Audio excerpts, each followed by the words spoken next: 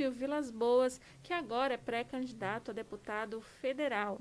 Ele é doutor formado em cardiologia e você pode acompanhar através do YouTube, nosso canal no YouTube, Portal V Notícias, e também pelo nosso Instagram, Portal V Notícias também. Doutor, né? O governador da Bahia ele chegou a fazer duras críticas ao governo Bolsonaro em relação à pandemia, né? A atitude do presidente Jair Bolsonaro em relação à pandemia. Como é que foi essa relação entre essas duas frentes, né? O governo estadual e o federal? O governo do estado, assim como o da Bahia, assim como os demais governadores de todo o país, foram uma frente de resistência às ah, condutas propostas inadequadas pelo presidente da República. Postura negacionista dele, anti-vacina, favorável à morte das pessoas através de um esquema de imunização em rebanho, foram adequadamente combatidas pelos governadores e pelos secretários. É lamentável que aquele que foi eleito para ser o nosso líder e o defensor do nosso povo tenha se voltado contra ele. O governo federal chegou a repassar alguns bilhões de reais aqui para a Bahia no início de 2021, mas se eu não me engano foram 67 bilhões aqui, só para aqui para a Bahia. Alguns dados mostram isso, né? O senhor acha que as iniciativas do governo em relação à pandemia para ajuda aos estados e aqui para a Bahia foram iniciativas que estiveram à altura das necessidades dos estados? Esse número de 67 não corresponde ao número que veio para a Bahia. Talvez esse tenha sido o número para o Brasil inteiro. Sim. De fato, no começo da pandemia, houve uma transferência de recursos no segundo semestre para todo o Brasil. Foi uma transferência feita sem critério, simplesmente pegou-se duas vezes o teto de 2 meses do teto mensal de cada município, se deu uma suplementação. Naquele ano, ao invés de ter 12 meses, teve 14 meses de repasse do Ministério, feito de forma, como eu disse, sem critério, e isso resultou em municípios que não tinham sequer hospital, receberam recursos para combater Covid dentro da média e alta complexidade, do MAC. E acabaram sem ter onde gastar o dinheiro, criando dificuldade para os prefeitos. Mas, pelo menos em 2020, houve transferência de recursos. Em 2021, não houve. Em 2021, os estados e os municípios foram abandonados pelo Ministério da Saúde. Os repasses de manutenção de leitos de UTI foram cortados drasticamente, assim como não houve suplementação para outros gastos, como a aquisição de testes diagnósticos, remoção aérea, remoção terrestre em UTI, aquisição de medicamentos, foram todos mantidos pelos municípios e pelos estados. O governo federal simplesmente abandonou o financiamento da Covid. Aqui em Salvador, a gente conseguiu observar uma sinergia entre a prefeitura da cidade e o governo do estado no enfrentamento à pandemia. Como é que foi essa relação e rendeu bons frutos? Com uma compreensão de que um momento de absoluta exceção, como foi a pandemia, era fundamental que houvesse união, não apenas entre a Prefeitura Municipal de Salvador, mas todas as 417 prefeituras da Bahia. Não houve sequer um prefeito que tivesse se oposto a esse trabalho, não houve prefeito que se opusesse à liderança central do governador na condução do processo. Portanto, eu digo e repito, já disse várias vezes, a Bahia deu um exemplo de civilidade na condução da pandemia. Houve algumas situações na sua forma de se posicionar nas redes sociais, né?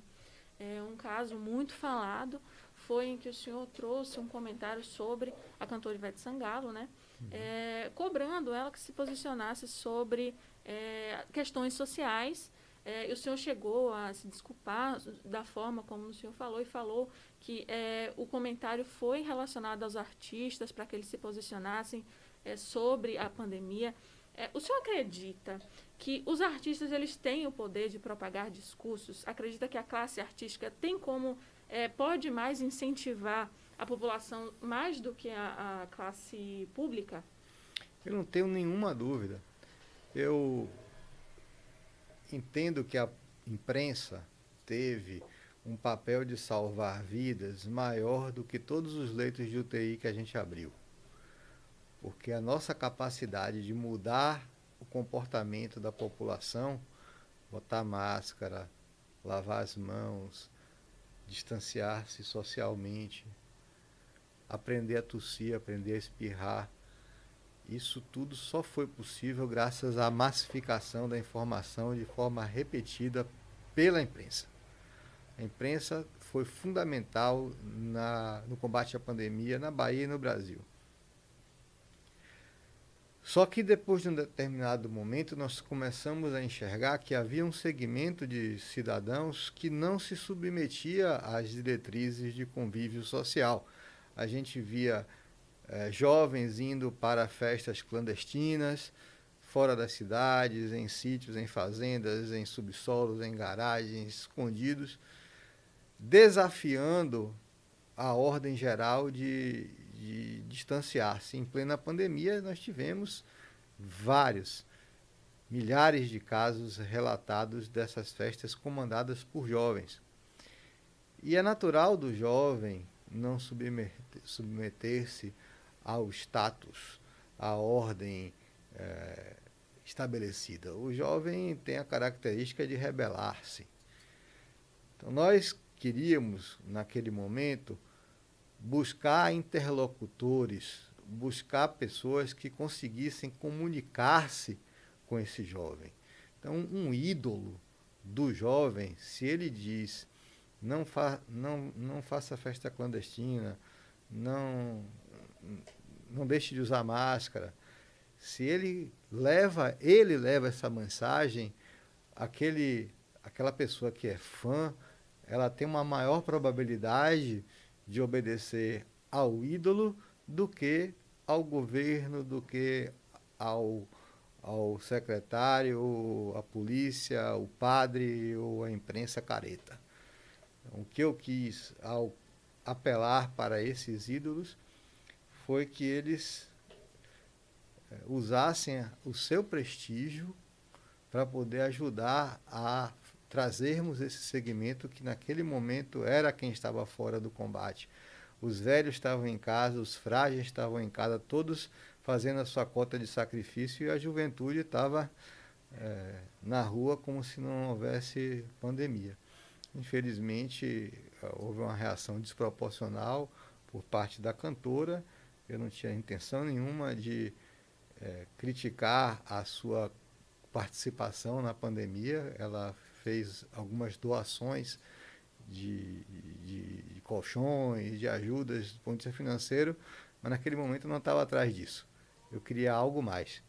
Eu queria um envolvimento pessoal do prestígio, da opinião, como tivemos da cantora de axé, a Daniela Mercury, que foi um exemplo de parceira no combate à pandemia. Daniela Mercury, todos os dias ela emitia as opiniões ajudando a salvar vidas, né? É esse tipo de participação que eu me referia.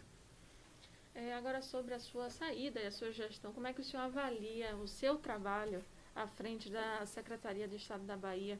O senhor acredita que saiu com um saldo positivo nesses 7 anos como secretário? Olha, eu não posso avaliar o meu trabalho, né? A gente tende sempre a não querer achar que fez pouco. A gente pode analisar sob a ótica de números, né? Nós tínhamos 2 máquinas de ressonância públicas no governo, hoje temos mais de 30.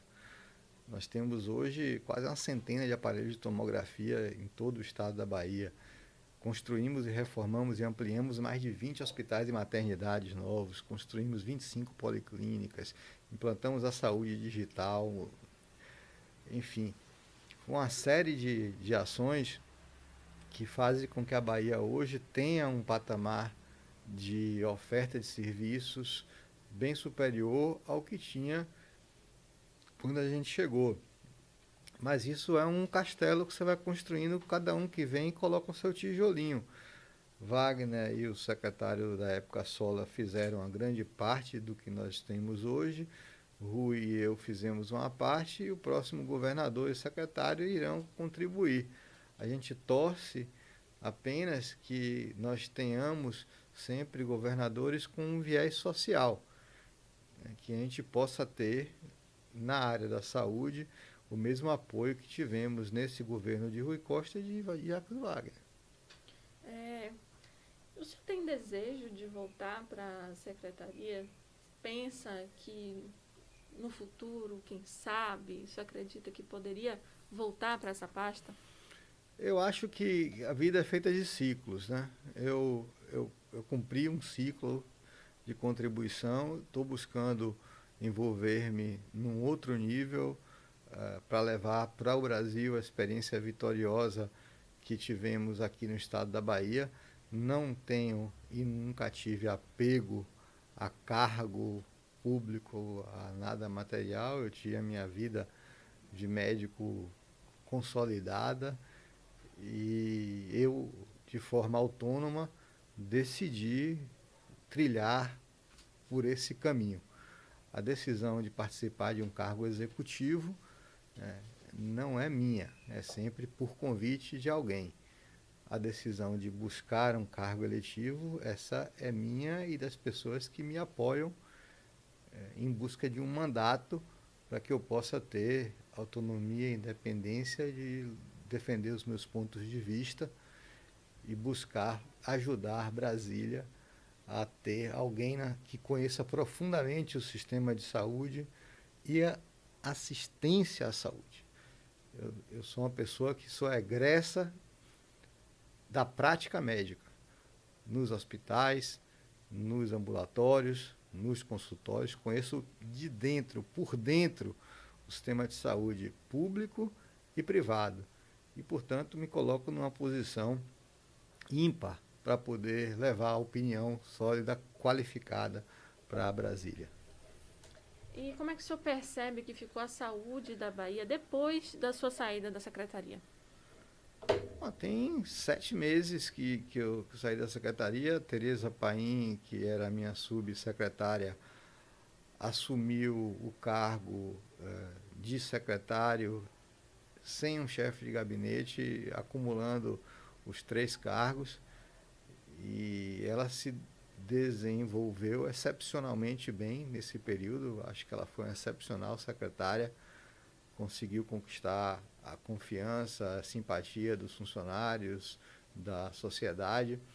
Portanto, eu acho que o timão foi muito bem conduzido nesse período. Tem uma galera acompanhando a gente pelas redes sociais e um dos nossos leitores mandou uma pergunta aqui para o senhor. Vitor Santos perguntou se o senhor já vacinou os seus filhos, quantos anos eles têm?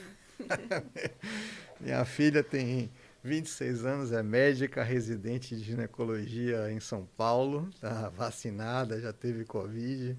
Meu filho é estudante de medicina, no 3º ano aqui da Escola Baiana de Medicina, e também já tomou as 3 doses dele. E se eu tivesse filho pequeno, eu teria vacinado. Pegando o gancho nessa pergunta do nosso leitor, o prefeito Bruno Reis e o governador Rui Costa foram questionados sobre a vacinação dos filhos dele por causa desse discurso que se há de incentivo à vacinação das crianças. Como o senhor mesmo falou, se o senhor tivesse filhos pequenos, o senhor teria vacinado. Muitos profissionais de saúde criticam essa vertente, mas o senhor, como médico, né, como profissional de saúde, qual é a sua posição em relação à vacinação infantil? Eu sou a favor.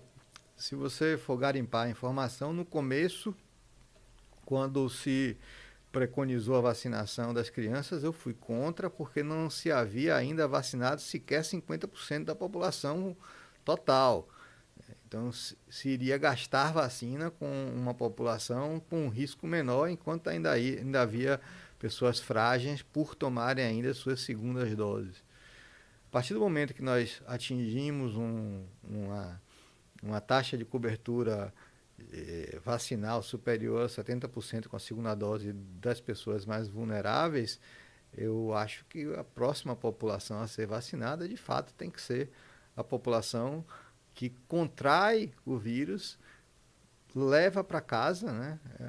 As crianças vão voltar para as escolas, estão voltando para as escolas, vão poder contaminar seus professores, vão poder contaminar seus pais, avós, familiares. Essa população precisa ser vacinada. Havia e há evidências de segurança de algumas vacinas em crianças, portanto não há receio algum. Há quem preconize, há quem afirme que o risco de desenvolver inflamação no coração, miocardite, a razão pela qual não se deve vacinar crianças. Eu sou uma das pessoas que mais estudou miocardite na Bahia, no Brasil, e eu posso lhe dizer que o risco de desenvolver miocardite em quem não tomou vacina é 17 vezes maior do que desenvolver vacina induzida pela miocardite. Portanto, ninguém deixa de dar vacina de sarampo, de gripe, uma série de coisas para as crianças por causa de efeito adverso. O perfil de segurança dessas vacinas tem sido bastante satisfatório, não há razão científica para se não vacinar. Crença e dogma é outra história.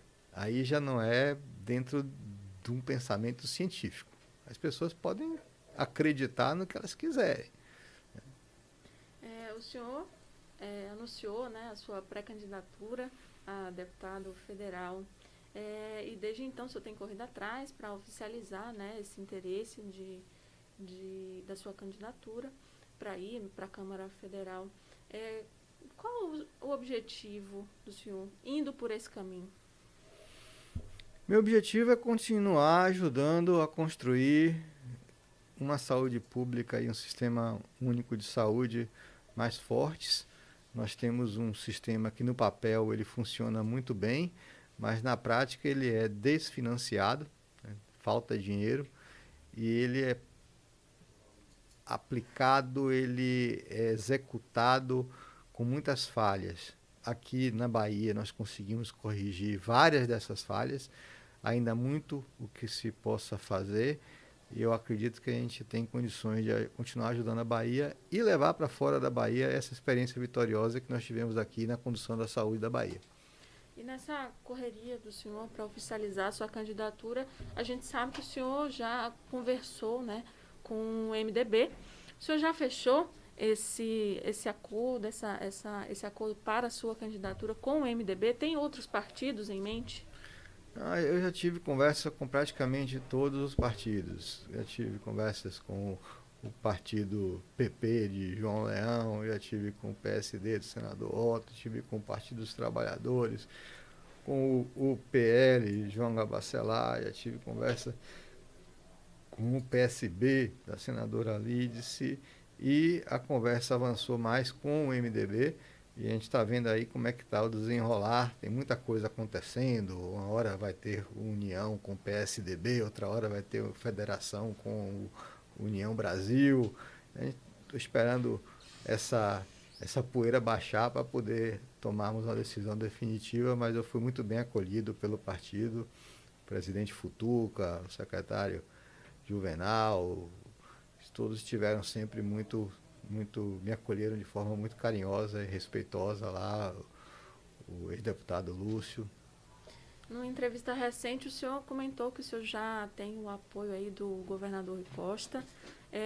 E na manhã de ontem, o senador Jacques Wagner, do PT, disse que a sua candidatura é uma boa aposta. Ele comentou sobre o seu trabalho na secretaria e ainda disse que tem uma semente aí plantada que pode dar frutos, né? Mas ele também comentou que o PT ainda não fechou com o MDB, que é aparentemente a sua primeira opção, né? O senhor acredita que esse acordo pode ser concretizado e que a sua pré-candidatura ela pode ser uma boa aposta para a união do MDB com a base do PT? Sim, eu acredito. Se eu não acreditasse que o MDB poderia vir para a base, eu não teria me lançado nesse, nesse projeto de tentar trazê-los para cá. Acho que o MDB tem uma história no Brasil que precisa ser recuperada, trazida à memória da população baiana. E tem esse partido que contribuiu tanto na época da ditadura, tem muito para contribuir pelo Brasil. É um partido muito interessante porque o seu espectro ideológico, ele, ele abrange tanto a centro-direita quanto a centro-esquerda e, portanto, nós temos condições de ter uma composição de pessoas com pensamentos mais diversos e isso é bastante estimulante. O senhor compartilhou nas suas redes sociais a fala do senador Jacques Wagner. Como é que o senhor vê esse apoio do senador para ir para a sua pré-campanha? O senador é um líder político exemplar, como poucos da Bahia, dotado de uma enorme habilidade de conseguir consensos.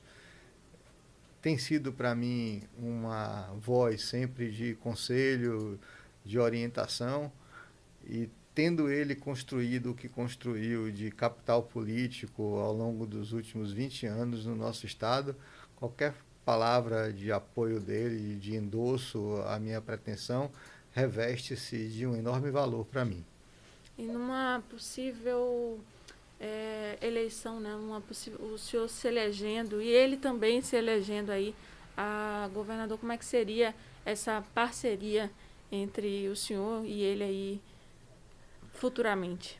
Eu espero que tenhamos a oportunidade de ter o presidente Lula sentado em Brasília, o senador Jacques Wagner eleito governador do estado, é a composição que se desenha até o momento, mas qualquer composição que venha a emergir desse grupo que está à frente da condução do governo do estado da Bahia, composto pelos partidos principais, Partido dos Trabalhadores, PSD, PSB, PP, PCdoB, essa união de partidos com um viés social que nós temos aqui, quem quer que eles venham a indicar para governador, merecerá da Bahia uma atenção especial, porque é um grupo que tem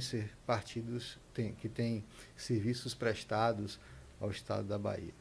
Se vier a ser o senador Jacques Wagner, o nosso governador indicado pelo grupo e eleito, né, eu pretendo trabalhar muito próximo a ele, que é uma pessoa que tem um afeto, um carinho, uma admiração distintos, e poder representar o nosso estado em Brasília.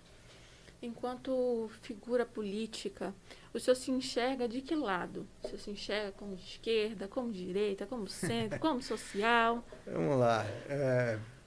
Eu tive uma adolescência militando na esquerda, ao lado da igreja. A minha adolescência e juventude foram forjadas na época da ditadura ainda. E tendo sido criado num colégio católico, jesuíta, a minha forma de ver o mundo sofreu uma grande influência dos padres do colégio onde eu estudava. Eu tenho uma visão social, eu tenho um viés social, eu tenho uma preocupação com os mais necessitados. Isso faz parte de mim. Eu fui criado dessa forma. Portanto, eu não posso me considerar uma pessoa de direita, porque esse entendimento sempre está mais ligado àquelas pessoas que estão preocupadas consigo, com as empresas, com os CNPJs e não com os CPFs. Eu entendo a necessidade do desenvolvimento econômico, mas esse desenvolvimento econômico ele tem que ser conduzido para beneficiar as pessoas e não criar uma estrutura que se auto-retroalimenta beneficiando apenas o capital.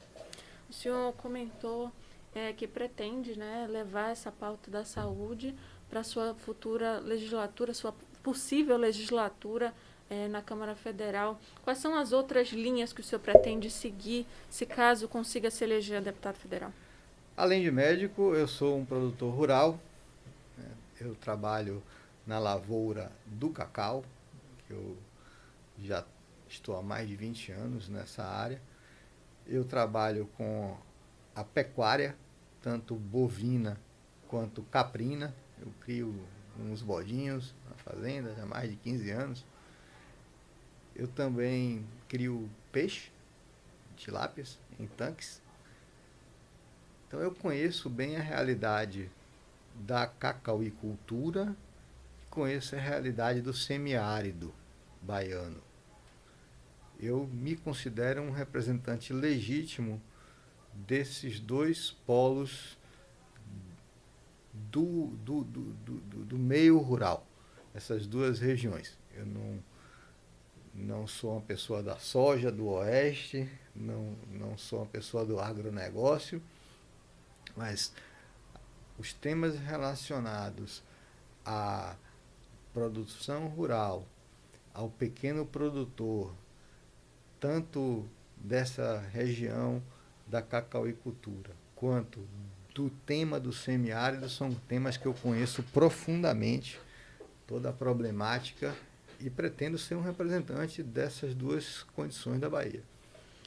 O senhor aí como colegas, né, do senador Jacques Wagner e do governador Rui Costa, tiveram essa parceria aí durante muito tempo no seu mandato como secretário. Como é que o senhor enxerga a imagem da chapa Rui e Jacques Wagner no enfrentamento, né, dessa pandemia? O senhor acha que a imagem dessa chapa sai mais forte ou mais fraca da pandemia, em relação à pandemia? Não há dúvida que o governador Rui Costa teve um papel fundamental na condução da pandemia.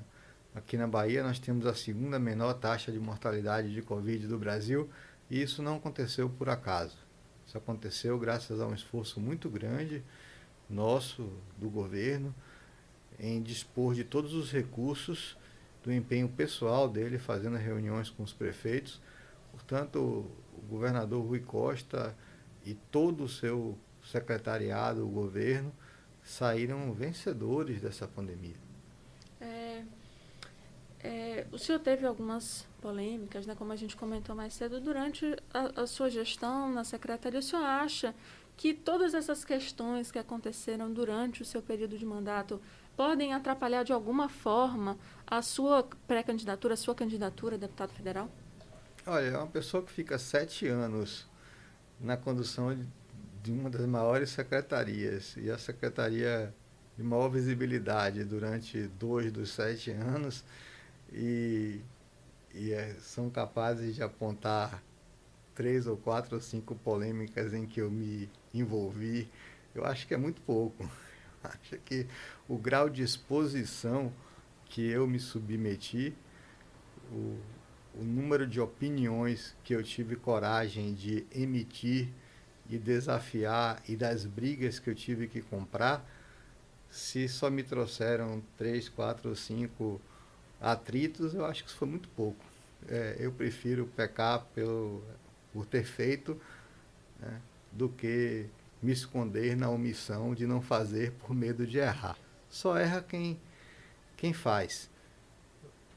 O essencial é você saber reconhecer seu erro e pedir desculpas por ter errado, né? A gente que é católico, todo dia de manhã, de noite, reza e pede a Deus para perdoar os nossos erros e perdoar as pessoas que erraram. Faz parte da vida. A gente tem que ter coragem de fazer. E para fechar, antes da gente trazer mais uma pergunta de um leitor, para fechar, o senhor acredita que toda a sua experiência tanto como médico, como secretário de saúde, pode ser um acréscimo na sua futura possível legislatura? Eu não tenho dúvidas. Quando eu entrei no governo, antes de entrar no governo, eu tive a oportunidade de jantar, né, com o falecido professor Adib Jatene, que foi secretário de Saúde de São Paulo, foi ministro da Saúde, cirurgião cardíaco, e eu perguntei a ele: professor, o senhor acha que tem espaço ainda para um médico ser secretário de saúde, que talvez eu possa ser convidado lá na Bahia? Ele falou: meu filho, nada substitui a sensibilidade de um médico à frente da gestão da saúde. O difícil é achar um que queira largar tudo para poder entrar na gestão da saúde. Ninguém quer. Eu não tenho dúvida de que a minha bagagem de médico, de cientista, de gestor da iniciativa privada faz toda a diferença na hora que você entra no ambiente público. Pronto, a gente vai agora para a última pergunta de um dos nossos leitores. Reginaldo perguntou: secretário, se o senhor for mesmo pelo MDB, qual a sua ligação hoje com Gedel? Eu conheço Gedel e Lúcio há vários anos. Eu fazia parte da equipe que avaliava ele e o irmão como cardiologista. Depois, um colega meu cardiologista, José Carlos Brito, tornou-se secretário municipal de Salvador, indicado por Gedel, e nós tivemos oportunidades ao longo da vida de interagir. Conheço a família deles todas, são pessoas que são amigas minhas, e acho que ele teve um papel importante na construção do partido aqui na Bahia, assim como tem ainda hoje. O que aconteceu, as pessoas pagam pelos seus erros, ele está pagando, e a gente precisa reescrever, recuperar e reerguer esse partido importante aqui no estado da Bahia. Como eu disse, todo mundo tem o direito de pecar, se arrepender e, quando possível, pagar pelos seus erros em vida, paga-se e se recomeça uma vida diferente, com mais aprendizado. Doutor, ex-secretário de Saúde, pré-candidato a deputado federal Fábio Vilas Boas, muito obrigada pela sua presença aqui hoje, por conversar com a gente, por dar esse momento aí para os nossos leitores conhecerem um pouco mais sobre a sua história, sobre a sua trajetória. Foi um prazer conversar com o senhor. Para você aí que está acompanhando o nosso Pode Ver, a gente volta em breve, né? Daqui a um tempo a gente volta. Você sempre pode acompanhar a gente pelo portal www.venoticias.com.br, nas nossas redes sociais, no Instagram, no Facebook também a gente está lá, e também no Twitter. Você pode acompanhar a gente. Muito obrigada. Se o senhor quiser falar alguma coisa, fique à vontade. Eu quero agradecer a todos que tiveram a oportunidade de dedicar um tempo a assistir esse podcast, e desejar a todos que tenham aproveitado esses momentos aqui para conhecer um pouco mais sobre a forma nossa de pensar a vida e o mundo em que vivemos.